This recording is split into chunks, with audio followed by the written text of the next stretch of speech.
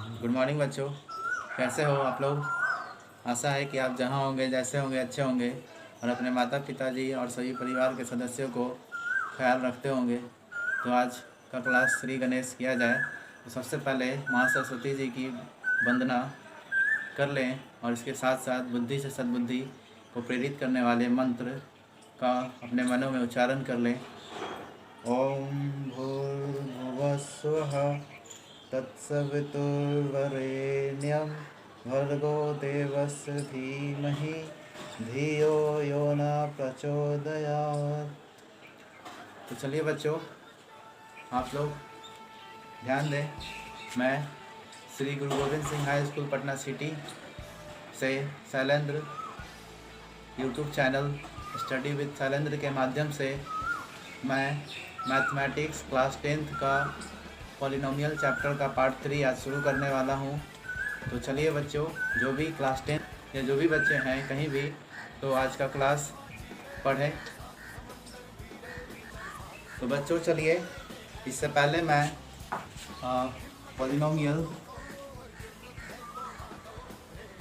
Polynomial means बहुपद chapter का part 1 और पार्ट 2 पढ़ा चुका हूँ। और इसमें बहुत सारे बच्चे जो हैं पढ़ भी रहे हैं और बच्चे अपना कॉपी में नोट्स बनाकर से भेज भी रहे हैं। तो नोट्स देखे हैं तो बहुत सारे बच्चे जो है बहुत अच्छे भी बना रहे हैं और कुछ बच्चे को जानकारी ना होने के कारण वो कुछ गलत भी कर रहे हैं। तो क्या गलत कर रहे हैं, थोड़ा उस पर ध्यान दिया जाए। तो बच्चों थोड़ा ध्यान दें। बहुत सारे बच्चों का ग्राफ जो है हम देखे हैं कि जो द्विघात बहुपद होता है, उस द्विघात बहुपद का जो आलेख होता है वो इस तरह का होता है, या दूसरा अगर आलेख देखा जाए तो ये इस तरह का होता है। मगर बहुत सारे बच्चे क्या कर रहे हैं, ये ठीक है, ये बहुत सारे ऐसे बच्चे हैं जो ऐसे बना रहे हैं और ऐसे ला रहे हैं। तो ऐसा नहीं होगा, क्योंकि जब भी जो होगा वो पाराबोला जो होता है, पाराबोला जिसको परवलयाकार भी कहते हैं, वैसी आकृति इसमें बनेगी। तो बच्चों आप लोग जहाँ पे गलती किए होंगे, कुछ बच्चे उसको सुधार लें। और कुछ बच्चे जो है अच्छे से भेजे भी थे कॉपी, जो देखकर काफ़ी अच्छा लगा हमें।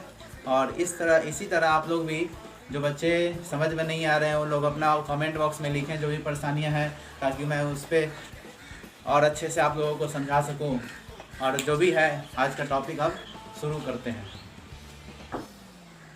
तो बच्चों थोड़ा देखिए, यहाँ पे आज जो है बताने वाले हैं जो न्यू टॉपिक है, किसी बहुपद के शून्याङ्कों जिसे भी कहते हैं और गुणांकों के बीच संबंध। मीन्स कहने का मतलब ये हुआ कि relations between zeros and coefficient of polynomials.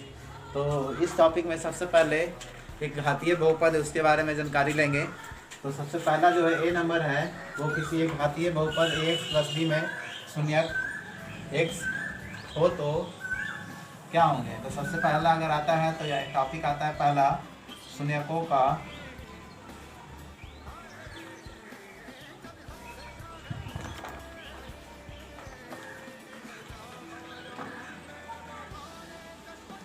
तो बच्चों देखिए, शून्यकों का मीन्स शून्यकों को शून्यांक भी कहते हैं। तो ये शून्यक जो एक घातीय बहुपद होगा, उसमें शून्यक जो है एक से डिनोट किया जा रहा है। तो इसके लिए क्या होता है, -b/a होता है। इसका मतलब ये हुआ कि ये माइनस हो गया सिंबल, और b जो होता है वो तुम आपका देखिए यहाँ पे, ये b जो है अचर पद है, और जो है a जो है यहाँ पे, a जो है x का गुणांक है। अब समझिए ये आता कैसे है। तो यहाँ थोड़ा ध्यान दीजिए, कोई भी बहुपद जो एक घातीय होता है उसको x + b के रूप में दर्शाया जाता है। तो किसी भी बहुपद का जब शून्यक निकालना हो तो उस बहुपद को समीकरण बनाना पड़ता है, मतलब बराबर, उसके बराबर जो है इक्वल करना पड़ेगा। और फाइनली अगर इसको सॉल्व कीजिएगा तो ax = हो जाएगा -b और x = आ जाएगा आपका -b/a। और यही चीज़ आपका देखिए यहाँ पे है -b/a। अब ये होता क्या है थोड़ा आप समझिए।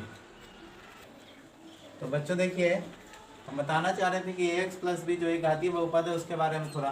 तो यहाँ पे ax + b जो है ये जो है चर पद है, और बी जो है अचर पद है। अचर पद को जो है इंग्लिश में कहते हैं कांस्टेंट,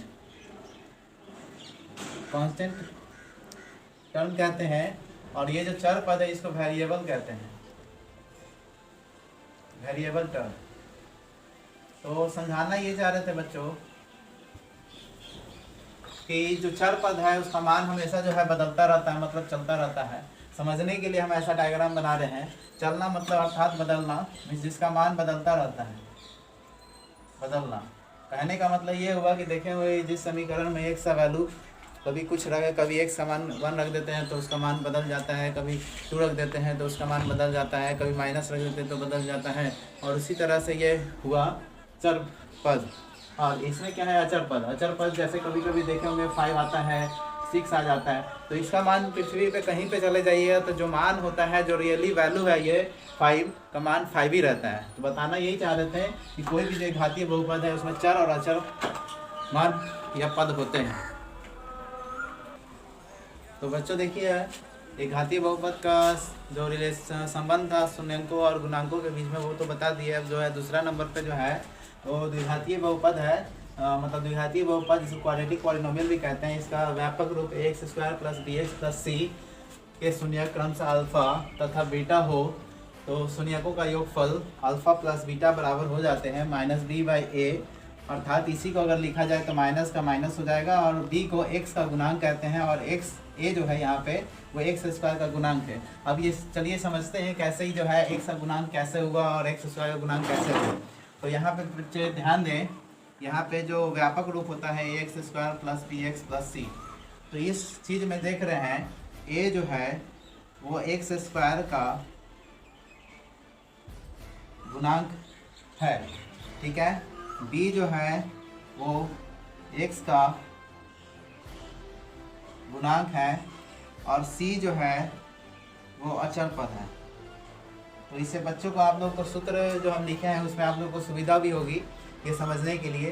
तो बच्चे आप लोग कहीं भी लिखे हुए तो ये सब जो है ये ब्रैकेट में कहीं पे स्टार देके अपना समझने के लिए लिख लें कि कौन जो है x² का गुणांक है, कौन x का गुणांक है और कौन अचर पद है।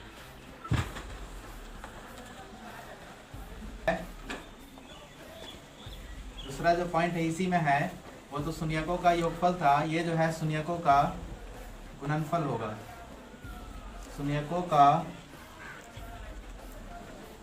गुणनफल होंगे। मीन्स इसी को अगर देखा जाए तो अल्फा डॉट बीटा कर सकते हैं। यहाँ डॉट मतलब ये गुना का सिंबल है क्योंकि डॉट से इसको दर्शाया जाता है।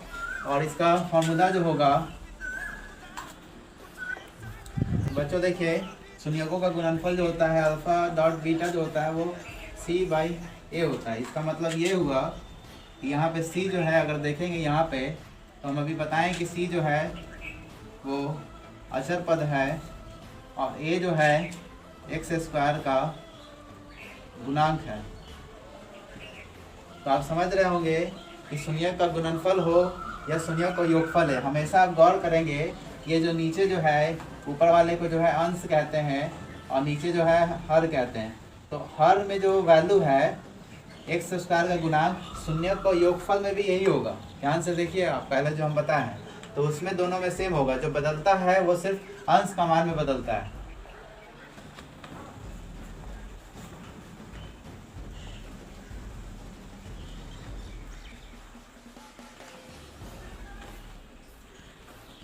तो बच्चों देखिए आगे जो है इस द्विघात बहुपद में जब लिखाए होंगे तो एक अल्फा और बीटा आया था।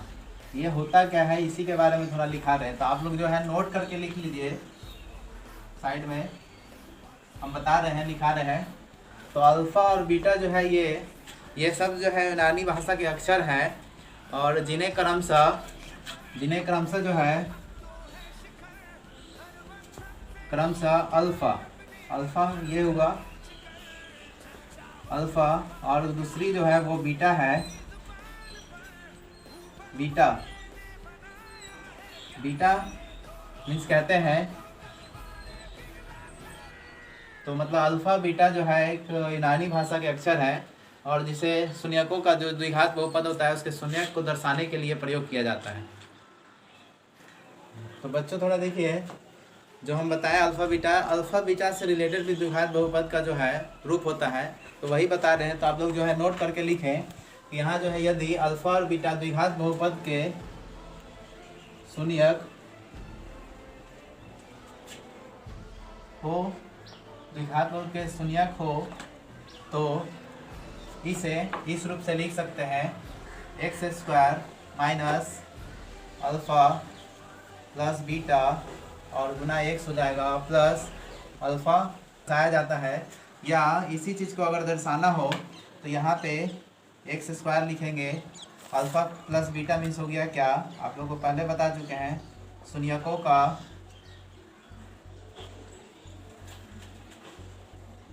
योगफल, शून्यकों का योगफल गुना एक्स प्लस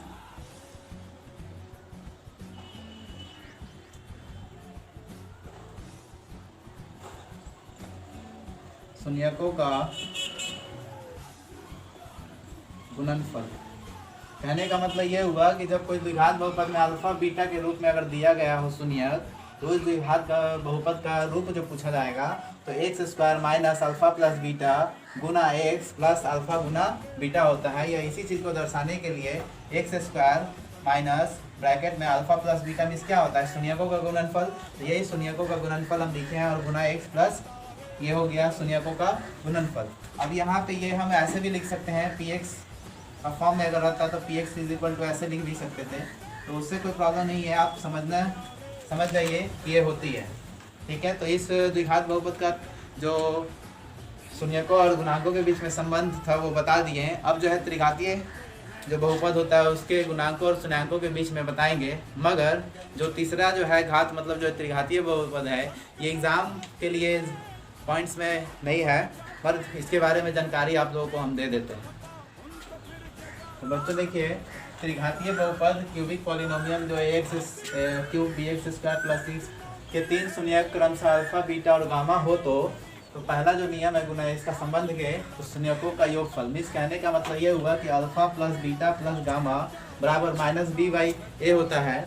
और इसी चीज़ को अगर देखा जाए तो माइनस बी हो गया, और बी अगर यहाँ देख रहे हैं आप तो बी जो है एक्स स्क्वायर का गुणांक है और ए जो है वो एक्स क्यूब का गुणांक है। तो यही आपका जो है पहला नियम हुआ। इसके बाद आता है दो दो लेकर जो है गुणांकों का योगफल करते हैं। तो दूसरा नियम है, देखिए अब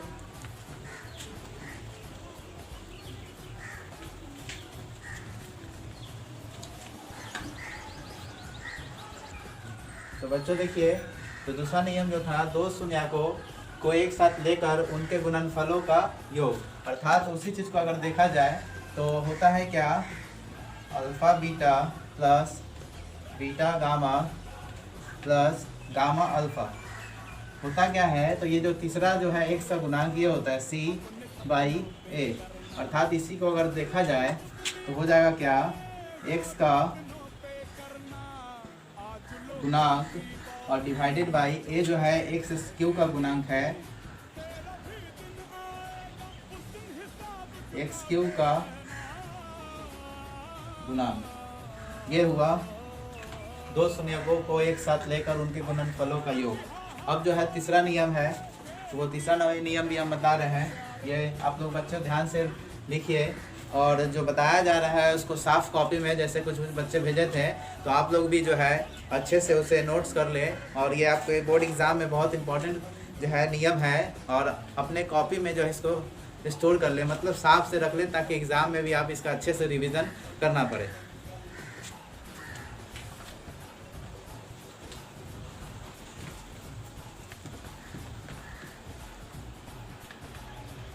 तो बच्चों देखिए, तीसरा जो नियम है वो शून्यकों का गुणनफल है, जिसको alpha dot beta dot gamma मतलब तीनों का गुणनफल करते हैं तो क्या होता है। मीन्स इसी चीज़ को अगर लिखना हो तो अल्फा गुना बीटा गुना गामा तो होता है क्या है, डी यहाँ लिख देते हैं, तो ये हो जाएगा डी बाई ए, अर्थात इसी चीज़ को हम लिखना चाहेंगे तो अचर पद होता है और ये जो है एक्स क्यूब का गुणांक, और यहाँ पे ध्यान दें यहाँ माइनस भी होगा। तो बच्चों देखिए शून्यकों का गुणनफल मीन्स अल्फा गुना बीटा गुना गामा बराबर होता क्या है, या इसी चीज़ को ये हम लिखें यहाँ पे अल्फा गुना बीटा गुना गामा बराबर माइनस डी बाई ए, अर्थात इसी चीज़ को डी जो है देखेंगे यहाँ पे, तो डी जो है अचर पद है और ए जो है एक्स क्यूब का गुणांक है। तो ये जो है गुणांकों और शून्यकों के बीच में जो संबंध था, ये संबंध जो है पूरा तीनों का बता चुके हैं हम। तो आप लोग अच्छे से रिवीजन करें, और अगला टॉपिक जो है विभाजन एल्गोरिथम बताएंगे। इसी का है थोड़ा सा पॉइंट है जिसमें आपको px दिया हुआ रहता है और कोई वैल्यू दे देगा आपको, उसमें बोलेगा भाग देने के लिए, और भाग देने के बाद भागफल और शेषफल क्या होगा ये निकालने के लिए बोलेगा। तो उसी के नियम के बारे में आप लिखवाएंगे। तो आप लोग बच्चों ध्यान से सुनिए और ध्यान से लिखिए, और जहाँ पे भी परेशानियाँ होती हैं वो आप कमेंट बॉक्स में लिखें और उस परेशानियों को हम दूर करेंगे। तो बच्चों देखिए अब जो नया टॉपिक जो है वो बताने वाले हैं डिवीज़न एल्गोरिथम फॉर पॉलिनोमियल। ये एम लिखा हुआ है और इसी को हिंदी में बोला जाए तो बहुपद के लिए विभाजन एल्गोरिथम नियम। इस नियम में आप लोग पहले भी ये नियम पढ़े हैं, मगर नाम थोड़ा अलग आ रहा है, नया आ रहा है, इसी कारण आप लोग को लग रहा होगा कि कुछ ये नया नियम है। देखिए है पहले क्या समझ लीजिए, उसके बाद आपको याद आ जाएगी। तो यदि पी एक्स तथा जी एक्स कोई दो बहुपद है जहाँ जी एक्स नॉट इक्वल टू 0 हो, तो हम बहुपद क्यूब एक्स और आर एक्स ऐसे प्राप्त किया जाता है, जिसमें हम देखिए लिखते हैं कैसे, p x is equal to g x गुना cube x plus r x, जहाँ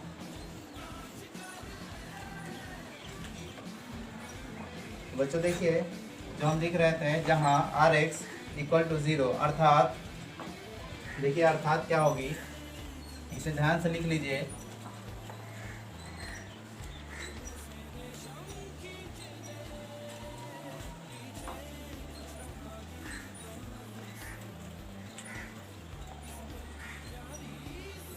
अर्थात आर एक्स की घात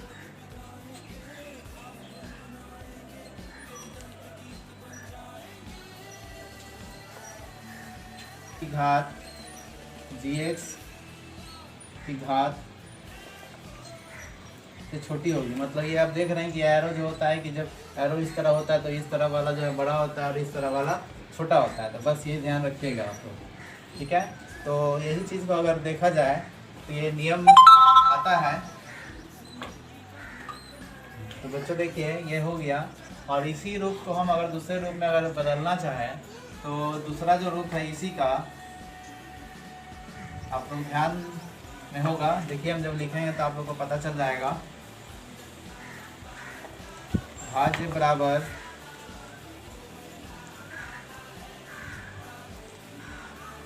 भाजक गुना भागफल और प्लस शेषफल। ये आप लोग पहले भी पढ़े हैं, ध्यान दीजिए। तो बच्चों देखिए भाज्य बराबर भाजक गुना भागफल और शेषफल होता है। अगर इसे इंग्लिश में ही लिखा जाए तो डिविडेंड हो गया। डिविडेंड के बाद इधर जो हो जाएगा वो होता है आपका डिवीज़र, और गुना जो है परसेंट होता है, और प्लस जो है रिमाइंडर होता है। याद आया? आप लोग बच्चों में पढ़े थे 5 क्लास में ये सब था, ये पढ़ने के लिए इसमें आपको दिया जाता था करने के लिए। तो आज का टॉपिक जो है और पॉलिनोमियल का जो भी नियम था वो सभी नियम और फॉर्मूले जितने भी थे वो सभी बता दिया गया है। कुछ ऐसा अगर छूट गया हो तो आप कमेंट बॉक्स में हमें बताएं, और कुछ इम्पॉर्टेंट क्वेश्चन भी हम जो है इस वीडियो के लास्ट में दे देंगे। तो आप लोग उस क्वेश्चन को अच्छे से बनाएं और उस क्वेश्चन को बनाकर हमारे कमेंट में या हमारे पास भेजें। तो बच्चों टॉपिक तो ख़त्म हुई और इम्पॉर्टेंट क्वेश्चन हमें ये दे देते हैं, वीडियो के लास्ट में आपको पता चल जाएगा। तो आप ध्यान से उसे बनाइए और बनाकर मेरे पास हमारे पास भेजिए, ताकि मैं उसे चेक करूँ और जहाँ परेशानियाँ हो या गलतियाँ हो तो उसके बारे में बताएंगे। तो कुछ बच्चे जो है परेशानियाँ होती है तो आप बोलते हैं, मगर बहुत सारे ऐसे हैं जो नहीं बताते हैं। तो कोशिश कीजिए आप भी अपने बताने के लिए। और ये बनाने में काफ़ी जो है समय भी लगता है, इसलिए आप भी थोड़ा कोशिश करें, मेहनत करें।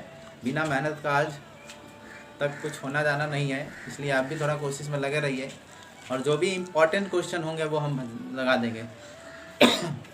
तो आप लोग से रिक्वेस्ट यही है कि ये YouTube channel study with Shailendra को सब्सक्राइब, लाइक, शेयर और घंटा बजाना ना भूलें, क्योंकि जो भी मैं नया वीडियो डालूँगा तो उसका नोटिफिकेशन आपके यूट्यूब चैनल पे आ जाएगी। और अगला मैं अब कुछ नया टॉपिक और न्यू चैप्टर से स्टार्ट करूँगा। धन्यवाद।